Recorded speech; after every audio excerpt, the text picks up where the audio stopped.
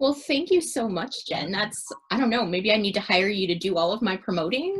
Sounded fantastic. I know most of the people in this room, but for those who don't know me, my name is Crystal and I own chasinghappiness.ca, which, as Jen said, is actually 900 different things at this point. Originally just started as a blog and my personal journey to find sort of what happiness was and what it meant to me, and has kind of evolved. I now do one-on-one coaching. I have a degree in psychology and I'm working on my master's. So I do one-on-one coaching with people to help them reduce their stress, increase happiness, find room in their lives, because let's face it, we all, especially this year, are living in a crazy, chaotic time, and we don't necessarily have room or time for the things that make us happy or the things that bring us joy. Sometimes it's even hard for us to find 5 minutes to ourselves just to take a break, right? So that's sort of what I focus on at this point. I do have a podcast, comes out weekly. I also have a book club for anybody who's interested. Jen has all of the links and I'm sure she'll share them all out for anybody who's interested. But today I'm going to talk to you guys about self-care. And the reason I'm going to do that is I'm a huge advocate for self-care, especially for us as entrepreneurs. We, unfortunately, as entrepreneurs, have to wear 16 different hats a day, right? We're constantly juggling, whether it's, the stuff we don't necessarily enjoy, like accounting, versus dealing with customers and the stuff that actually gets us paid. Sometimes it can be really hard for us to find the time that we need to take care of ourselves because we've got this business to worry about, but then we've got family and friends and kids and everything else that we have to sort of focus on throughout the course of the day. It's really hard for us to find time for ourselves. And I'm sure you guys can relate to this. At the end of the day, sometimes you're just so flippin' exhausted, you want to just put your head on the pillow and that's it, you're done, right? We all need to sort of be reinvesting in our own energy, in our own well-being, and in our own sort of refueling. I have a friend who constantly will say, it's just like your cell phone. You never let it get below 10%. Don't let your personal energy get below 10%. And that's really what self-care is kind of about. It's about finding a way to sort of refill that energy, to plug yourself back in, which we don't always have time for, especially this year with COVID. I know a lot of people have gotten busier now because of COVID, with kids home and spouses home and everybody trying to figure out how to work in all the same space, and somebody's in the basement and somebody's in the kitchen and somebody's upstairs, right? So it's kind of crazy and chaotic, but it's really important, because we're living through this right now, that we spend the time and try to make an effort to find that space, even if it's only 5 minutes a day, to reinvest in who you are, in your personal energy, in reconnecting and just sort of reevaluating where you are emotionally in the moment. Because let's face it, even though today is a Wednesday, I was telling Jen before we started today, I kind of feel like today's Monday and I'm not entirely sure where the whole month has gone. It happens, right? We all kind of look at the calendar every once in a while and go, wait a minute, where are we? So being able to sort of take a break, take a step back, and just recenter yourself is really helpful. Now, I hear a lot from people, whether they're my clients or not, that nobody has time for self-care. And I'm going to challenge all of you to say, I bet you can find 5 minutes a day. Realistically, it would be great if we could all find a couple of hours a day to invest in ourselves. But I'm 100% realistic, and I know that's not likely for a lot of people, especially those of us who are running our own businesses. But I bet you can find 5 minutes a day. And self-care isn't necessarily all of the hyped things that we hear about on social media or on the news. It's not, taking a break and going hiking in the woods for 3 days without your kids. Self-care can be as simple as taking 5 minutes in the morning and doing your own skincare without the kids around or without your husband. Finding something that just gives you a minute to center yourself and to sort of relax your energy and invest in what makes you feel good. So one of the things that I've done during COVID, because most of us can't get to a salon, we can't do, the typical stuff that we do, like get our hair done or, go to coffee with girlfriends. one of the things that I've spent time doing is making sure that I'm investing in the things that make me feel good. So skincare in the morning. You guys can see I have pink hair. I did this at home during COVID, just to give myself something that made me feel a little bit better about who I was, because we're all sort of living in yoga pants for the most part. We're all just functioning the best we can behind the Zoom camera. So anything you can do, even if it's spending 5 minutes outside in your backyard playing with your dog or your cat or whatever pet you have, maybe a coffee to sit down, have a coffee, watch the sunrise or the sunset, depending on if you're a morning or an afternoon person. Those things, even though they seem really small, eventually add up to a really big deal, because you won't feel as depleted at the end of the day if you're spending just a little bit of time investing in who you are. So some of the things that people don't think about as self-care are things like, as I said, 5 minutes in the morning to do your own skincare, color your own hair if you can't get to a salon right now. But other things are as simple as maybe 5 minutes to read a book by your favorite author every night before you go to bed. You haven't had a chance to get to it because you've been so busy. Spending even just that 5 minutes at the end of the day, investing in whatever that is going to be beneficial to you. Sitting outside. Zoom meetings do count as self-care depending on the kind of meeting they are. So educating yourself is a great form of self-care. If you're going to a Zoom meeting and it's not about, we have to get these 16 things done, it's about learning something. It's about developing who you are as a person or as a business leader. That counts as self-care too. The problem is, especially at the beginning of March and into April, we all went, oh my gosh, how are we going to connect with people? And we booked 900 Zoom meetings a day, right? So that's when we started to experience the Zoom burnout that everybody is talking about, or this video burnout that everyone is talking about. And it's okay if you're experiencing that. What I would suggest is, certainly for people who are going through that, when you come to a meeting like this, if you have the option to shut off your video, shut off your video. Because one of the things that happens is we get so focused on looking at ourselves to make sure we don't look silly on camera that we stop focusing on actually interacting with the people who we're meeting with. And that's one of the things that's leading to that Zoom burnout, because we're creatures who are meant to focus on visual cues. And if we're too busy looking at ourselves to see the visual cues of other people, then we're losing the interaction that we're meant to have with people. So shut off video, but still attend any Zoom meetings you want. Just don't overdo it. I think some of us have come to a place now where we found a little bit of balance, a Zoom meeting in the morning, maybe one in the afternoon, rather than, the 3 or 4 in the morning and then the 5 or 6 at night that we had started with when this all began at the beginning of the year. Because you still need to connect with people, whether that's on FaceTime, whether that's picking up the phone and calling someone. Connecting with people is a form of self-care. We are just genetically wired to want to be in groups, to connect with people and feel like we have a tribe of people who help us when we are frustrated or need help or just need a break and need to vent about what's going on in our daily lives. So a form of self-care can be a Zoom meeting, as long as it's not 900 Zoom meetings with 900 different people. It could be a FaceTime. It could be something as simple as calling a friend if you're someone who doesn't like to text, or texting if you need to text, whatever it is. Any form of connection that makes you feel a little bit better by the end of the conversation, that's also a form of self-care. I bet if I was to ask you, and I'm not going to put you all on the spot, but I bet if I was to ask you, you guys can probably all list at least 1 or 2 things that you do daily as a form of self-care for yourself right now, even though maybe you might not have thought of it as self-care prior to that. So someone like Teresa, just because I know her, a form of her self-care is having groups of people come over to her house. She is very much an extroverted person and she thrives on the energy of others. That's a form of self-care. getting together, I know the holidays are coming and they're going to look really different this year for most of us, but getting together with friends and family, if you can do that safely, that's also a form of self-care.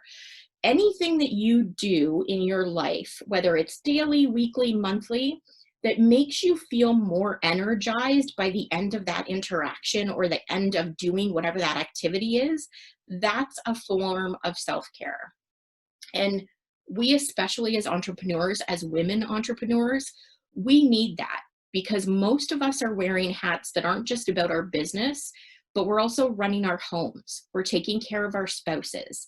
We're worried about our parents. We're taking care of our kids. We're the ones who are doing the grocery shopping and the cleaning and all of those other things. That means that not only are we draining ourselves of our personal energy, but we're having to invest our personal energy in these other places. So it's really, really important that all of us find some time to invest in who we are, because eventually your cup is going to end up empty, or your phone, if you want to use the phone analogy, is going to end up empty. There's going to be no battery left for you to give to your business and to everybody else who needs you if you're never investing in yourself. So I think that's really important for all of us. And I know self-care has kind of become this really buzzy word with media, especially because it sells products and it sells, timeshares and all of these other things. But I don't want you guys to think about self-care as this thing that requires money to be spent. I want you guys to start thinking about self-care, if you're not already thinking of it this way, as investing in who you are. It's an investment in the fact that you are worthy of the time, you are worthy of the energy, and you are worthy of focusing on yourself, even if it means you have to take 5 minutes away from your business or 5 minutes away from your kids. You can find balance. I promise you, we all have the same amount of hours in the course of a day. You can find that 5 minutes somewhere throughout the course of your day. Maybe not every day. Maybe for you, it's only going to be, once every other day or whatever it happens to be.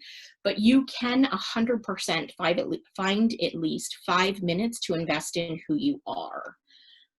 I think for people who struggle with self-care, it's really not the struggle with doing the self-care, it's the struggle with the battle that we all have, especially as women, of feeling guilty for not doing other things because we're busy investing in ourselves. And that guilt kind of needs to stop, because we deserve time, just like our kids deserve time and our spouses deserve time and our businesses deserve time. We deserve time to invest in who we are and have space for who we need to be and recharge and all of those things. So just by a show of hands, because I don't want to put anybody on the spot, how many of you actually have a regular self-care routine right now? Oh, okay, that's not bad. That's not bad. I was worried there wouldn't be any hands. So one of the things I suggest, especially to my clients who tell me I don't have time for self-care, is sit down and just think about what the course of your regular day looks like. So for most people, maybe you're getting up at 6 or 7. You spend, 5 or 10 minutes getting ready in the morning, or, maybe longer than that, depending on who you are. Is there a space in the morning where you could take 5 minutes and maybe journal for yourself about how yesterday went, about how you feel about the things that were going on in your life yesterday? Is there 5 minutes where you could take a cup of coffee and go sit outside? One of the great things about, and I get that winter's coming, so most of us aren't going to be sitting outside very soon, but one of the great things about us living where we do here in the Niagara region is we do tend to get kind of a nicer fall than some places. So we can spend some time outside when others can't. And if you spend even just a few minutes a day outside without any distractions of a cell phone or a computer, science is showing that that's actually a great reduction, because nature has some sort of chemical thing that they can't explain yet that helps us to reduce our stress. It lowers blood pressure. It lowers our cholesterol and our sugars. It does all of these things to the body that they haven't scientifically been able to explain yet.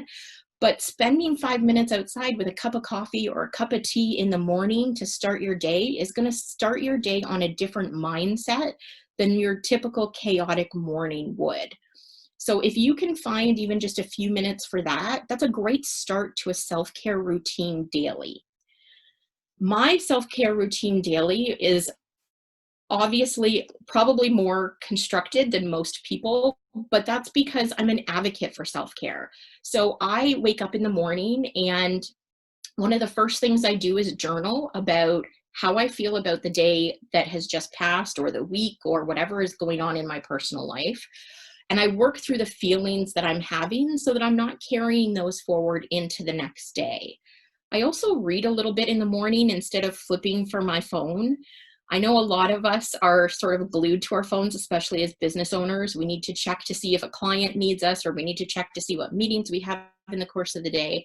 But if you, as part of your self-care routine, ignore your phone for the first 15 or 20 minutes that you're awake, I promise everything will still be there when you get back to it in 15 or 20 minutes.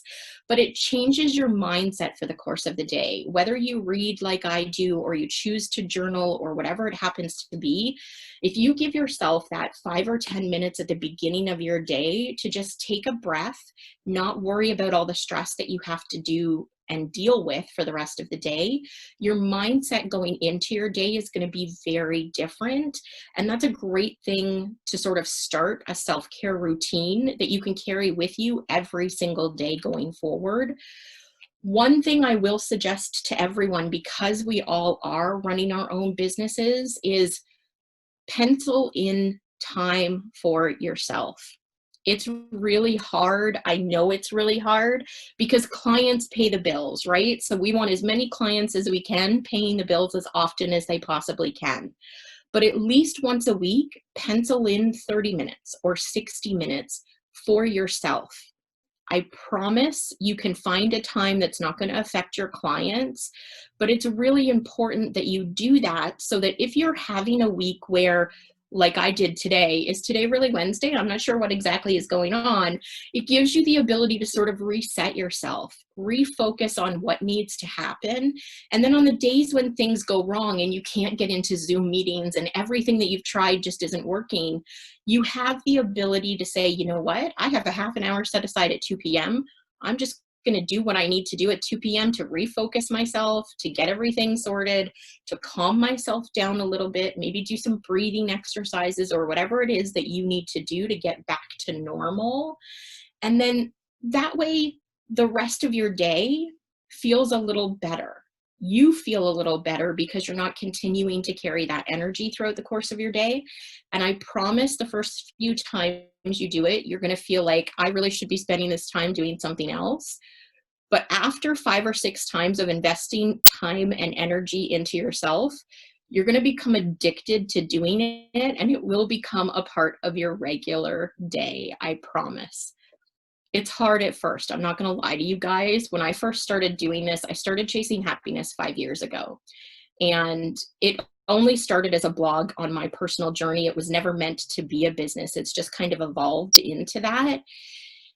And when I first started doing it, I'd say probably for the first month, I was like, okay, so if I'm going to spend 30 minutes reading, that 30 minutes, I could be doing dishes. I could be doing laundry. I could be writing a blog post. I could be taking pictures. I could be, and 900 things circle through your brain, right? Because we all have so much to worry about regularly.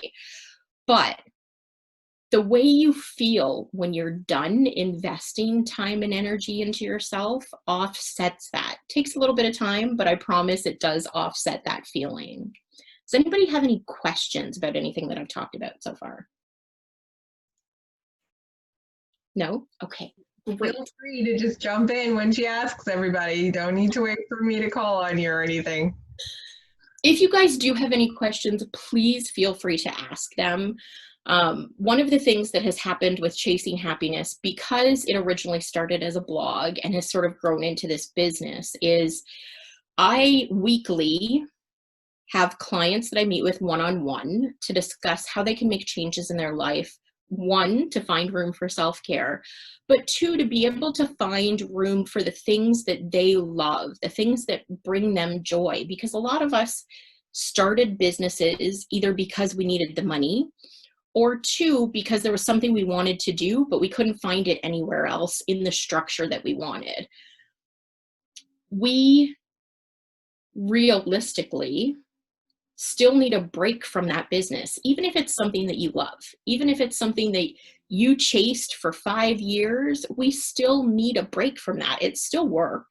It still feels like work some days, no matter who you are, what you're doing, right? So I tell my clients, especially people who do run their own businesses, it's okay to take those breaks. It's okay to take time off. Most of us, especially as entrepreneurs, we don't typically do the, 2 months off in the summer that other people do, or 2 weeks of vacation, no work. Because let's face it, how many of you, by a show of hands, when you take your vacation, still check business emails and make sure that stuff is happening, and right? Like, we don't get the actual holiday that people with 9-to-5 jobs who work for other people get. And we need to make sure that we're investing in that. So that's something that I focus on a lot with my one-to-one coaching, is trying to help people see how they can do that. And a lot of it is really just figuring out how to delegate and figuring out how to set up boundaries. So if you guys struggle with that within your business, I'm happy to help you guys. I'm happy to give advice to anybody who needs it. One of the things that Jen had mentioned when she introduced me so lovely was that I do have a podcast, and I don't know how many people listen to podcasts, but I have a weekly podcast that's basically, I'd say 5 to 15 minutes a week. It comes out on Mondays. It's meant to be something that can be consumed on your drive to work, which I realize nobody is driving to work right now, but I made them sort of bite-sized so that people could consume them easily. And it's tips and tricks and things to think about in order to create space for the things that bring you joy in your life, in order to reduce your stress, and in order to find whatever it is in life that you're looking for, which I know sort of sounds all encompassing, but for most of us, we just want to be happy, healthy, and feel like we have a little bit of freedom, right? It's one of the reasons we started our own businesses, is we wanted the freedom to choose when we were going to work. We wanted the freedom to choose what that looked like and how it was going to play out. But we now work probably 3 times more than we did when we worked a 9-to-5 job, right?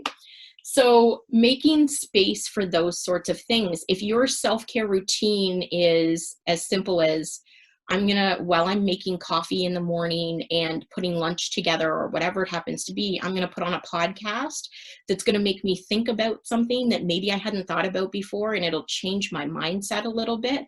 That's the whole point of the podcast that I do. So that's something that you guys are welcome to download if you're interested in doing. But I highly recommend finding something, especially because we're not doing that drive to work right now, finding something that breaks up your getting out of bed time and your starting work time, because you still need that gap to have a separation, because we're all now sleeping at home, working at home, living at home. There is literally no separation in your day for anything, unless you're someone who's physically going to people's offices to have client meetings. Everything you do now is all in your home.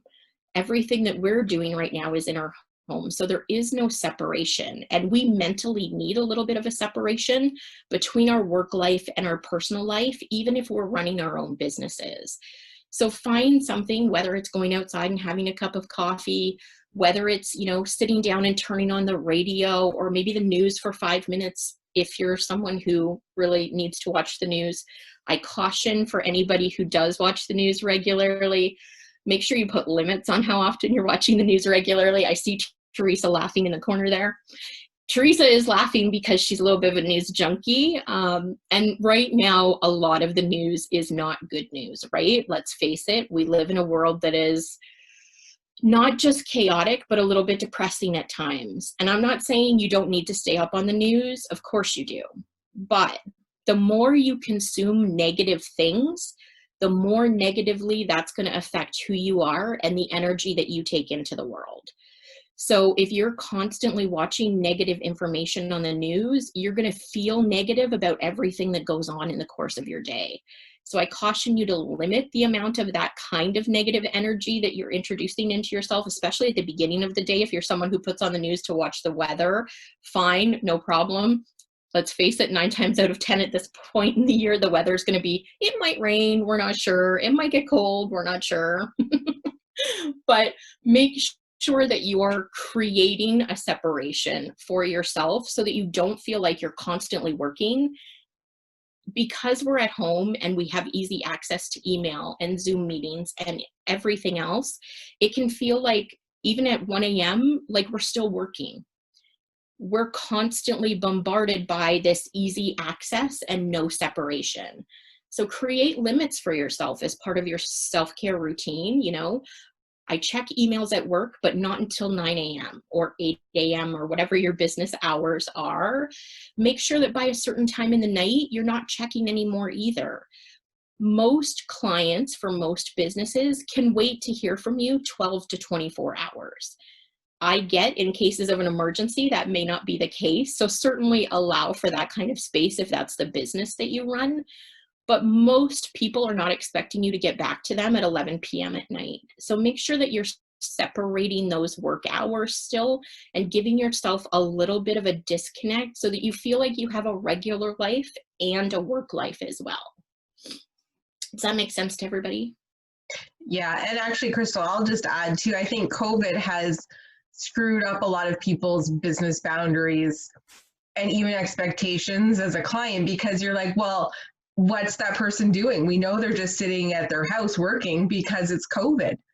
So they should be able to get right back to me. They should be close to a device and they should be working 24/7. And I think that we need to be either reestablishing boundaries as business owners with our clients and kind of reminding them, you know, I end my work day at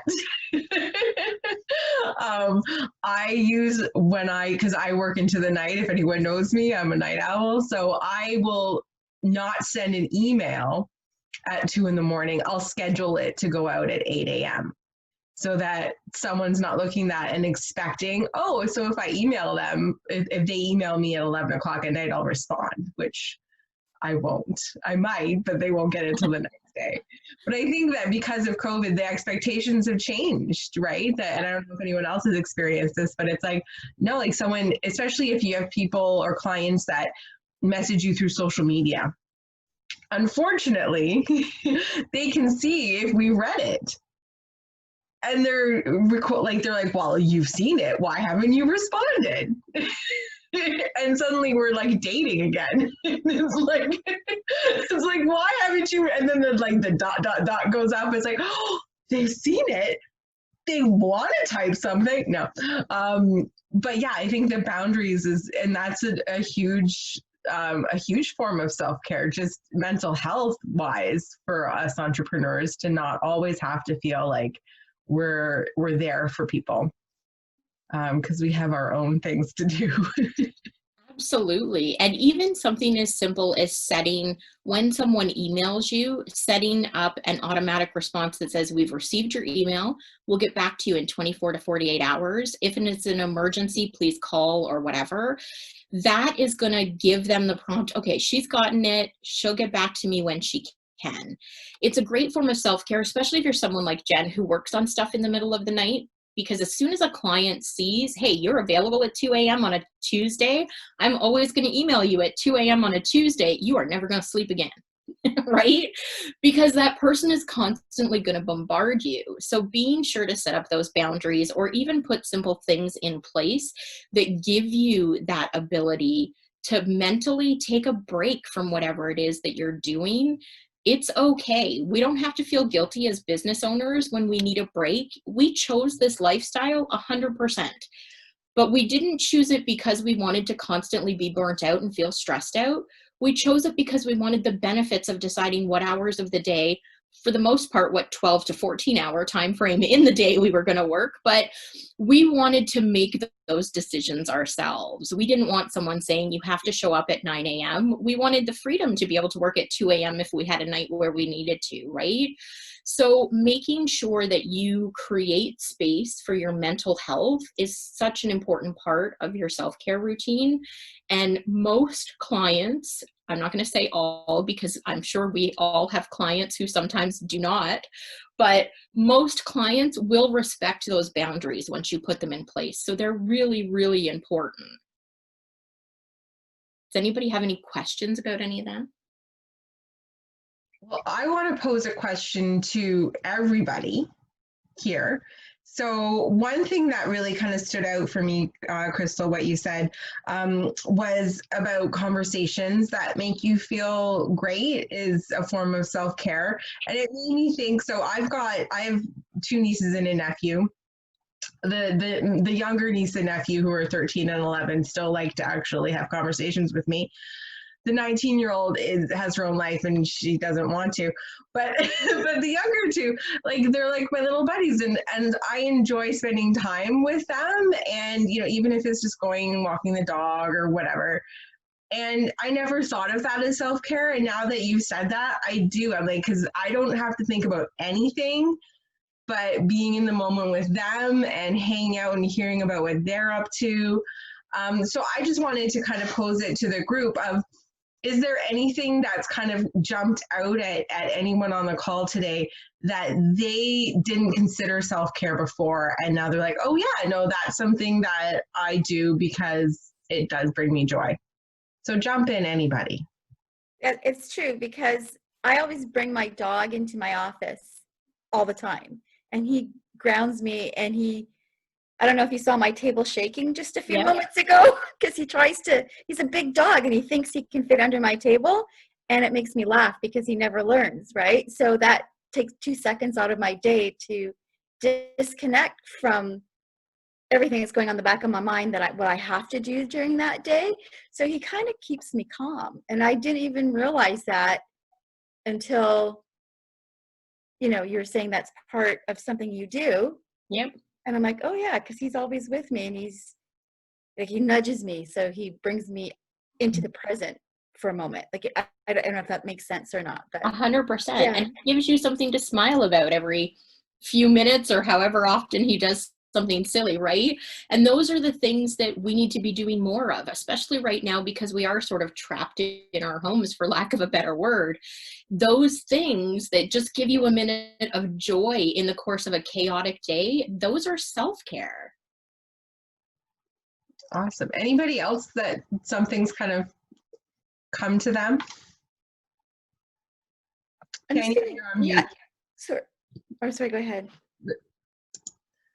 Here, Tanya's trying to talk, but she's muted.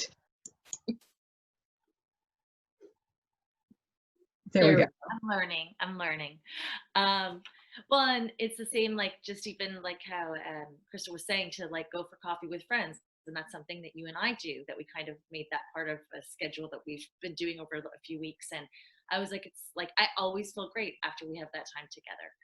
And yeah, at a time where everything's a little bit like this, I was like, I always feel great after spending time when we have our coffee. And I think too, one of the things talking about the dog, I was like, sometimes walking the dog, and I love my doggy so much, and he's always next to me. But walking the dog, sometimes that I've been like, I don't have time. Like, oh, okay, it's just going to be a short one. And one of the things that when I said I don't have like a self-healing ritual every day, I guess I do, but I wasn't thinking that that was part of it, even though I really have made an effort to become more mindful for that walk, right? Always bring my big thing of water, knowing that I'm getting my water in that walk, and always leaving my phone behind.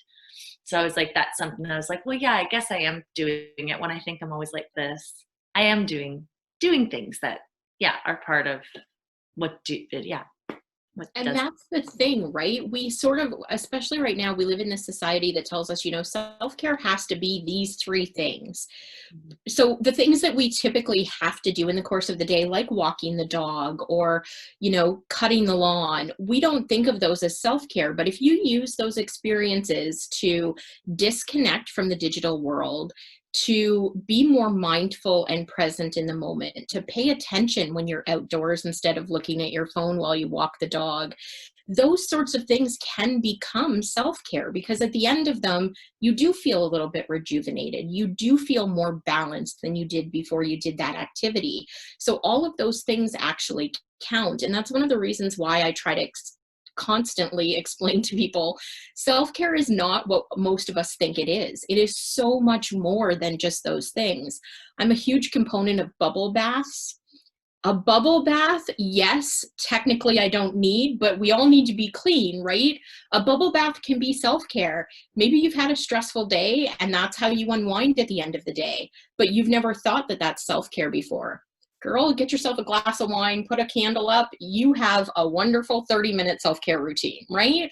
Those things all count. Absolutely.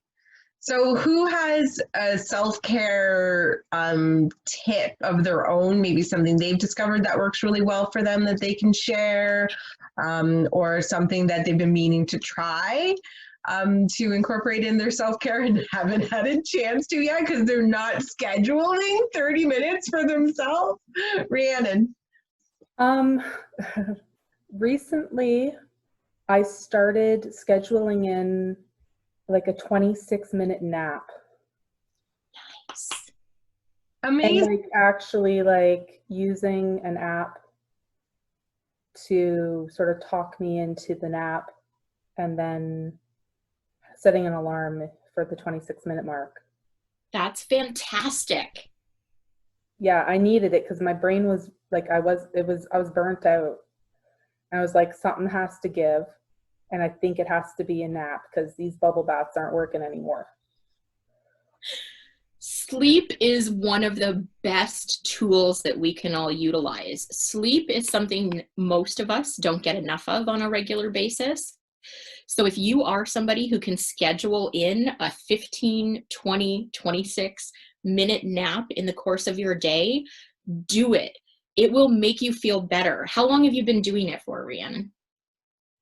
Well, like I find like I fall back into these things and then I realize that I let them go. So like I was doing things like this like 10, 13 years ago. And then I needed a method because I'm kind of in finals right now. And I spent a lot of time working instead of, well, I was doing my schoolwork throughout it, but then I found out when I got to the end that the assignments, the major projects were more time consuming than I had imagined. So when I did my study schedule, I was just like, this isn't going to work unless I, do something. So I kind of like pulled it out from something that I had done before. And it just kind of came to me at that moment when I really needed to remember that had worked previously. So over the last 3 weeks, I'd say I've probably taken at least 15 naps. That's awesome. And do you find that now, after you've done that for more than a few days, do you find that you're better balanced for the rest of your day? I wake up, like I go down for my nap thinking I can't do any more. And I wake up going, yeah, I got this. That's so exciting. Yeah, it's working. Awesome. Yes. And I mean, I know, so if anyone knows Sleepwise and Jillian Dowling locally, she's a sleep consultant and she is a huge advocate for the like midday nap. I always feel guilty napping in the middle of the day. I've never been a good napper, but 26 minutes. So I have a question for Rhiannon though. Why 26 minutes? Why not 20? Why not 30? I did like a survey of how much me personally would need in order to recoup. And like I said, my schedule was so tight that in order to finish on time, like I just factored, I guess I'm like micro factored it. But it was enough. Yeah. Yeah. No, that's awesome. That's awesome. Yeah. And for most people, I'm not a sleep expert, but I do know a lot about sleep because it's an important part of not just self-care, but an important part of us managing our energy throughout the course of the day. For those of you who don't get 8 hours of sleep a night, a nap, even at 15 minutes, can be beneficial to you. Don't go over 45 minutes because that allows you to get into a REM sleep cycle. And if you wake up during the middle of a REM sleep cycle, you will not feel as rejuvenated. So anything between 15 minutes and maybe 30, 35, I would say I highly recommend. Give it a whirl. Test it out once or twice if you've never done it before. But absolutely, sleep and water. If there is nothing else that you do as part of your self-care routine, get more sleep and drink more water. Exactly. And if you don't know how much water you should be drinking, you can calculate what that should be based on your weight. Yeah. So Weight and height. And you would be surprised how much you actually require. Because our bodies are made up of so much water, we don't think about it, right? Because we're drinking coffee and tea and all these other things. But some of the things that we consume are diuretics, so they actually drain the water out of us. So if you increase your water intake just by 1 cup a day, you can make a huge difference in your energy level. I drink more than 2 liters of water a day on top of everything else that I drink. And that's just because that's the level that works for me. And I find that I have the most energy by doing that. But if you're someone who struggles, especially midday, how many of us have that midday, like 2 p.m., like, I need a cup of coffee, right? Having extra water, getting a nap in if you can, those things are going to make you feel way more rejuvenated than that cup of coffee, even though most of us have become addicted to the caffeine. yeah, and I enjoy like a cup of tea or a cup of coffee, and I always have like a bottle of water with my caffeinated beverage so that I'm rehydrating while I'm drinking my caffeine. Trying Super important. to take the guilt away from having the caffeine, right? Like, but I'm drinking water too. That's right. It makes it all okay. Right? Right. It's just like having, like, what is it? Having like cake on vacation. It doesn't count. There's no calories. So I love it. all these wonderful things. Well, it's 10:24, so I just wanted to open it up just for final questions, just so we're not running over time. So are there any questions for Crystal? Again, she's got a great podcast that I encourage everyone, and we'll certainly share that in our follow-up email to all the registrants today, so that there's a direct link there. Definitely check out her social media, follow her if you're not already. And yeah, are there any other questions or final things that you want to share on the topic of self-care or anything like that? Anybody? Oh, Teresa, go for it. So I just want to announce, Crystal, that I have really cut back on watching the news. Yay. I didn't even watch the debate yesterday. I like totally tuned it off. Wow, good for you. No, I'm not. Because I'll worry about here first and then I'll worry about there later. But yeah, and it's really changed the mindset. I have to tell you, it has changed the mindset. It's like, oh my gosh, have you heard what's going on? But now it's like, oh my God, it's so beautiful outside today. So believe it or not, it has done that. It's amazing. Just cutting out that part. Well, I still watch some of the news, but not as much as I used to. With the news, Teresa, you have the top headlines, and they're just recycled over and over again. So you really only need to watch it for 30 minutes at the end of the day, and you know everything that's happening in the world. And you didn't miss anything with the debate last night. It was like just, oh my God, Jake Tapper said it best on CNN. It was a hot mess inside a dumpster fire inside a train wreck. That was the perfect option. So there you go. Anyways, Anne, go for it. No, I was just gonna agree with Teresa. Like I used to be a news junkie as well. Like before COVID, I was always listening and seeing what was there. And I found as COVID started, I had to cut back because it was just sending me down into a downward spiral, and that wasn't good for me. So it has made a big difference. And I didn't even watch the debate last night, which is strange for me because normally I would have definitely been watching something like that, but instead I just did some I guess not really self-care, but I watched a couple of lives on how to work my business a little bit differently. So yeah, I thought, well, that's a more productive use of my time than watching these two just go at each other and really achieve nothing. Yeah, It makes exactly. a huge difference. And Mhm. even something as simple as going through your social media feed and hiding certain places from Mhm. showing up.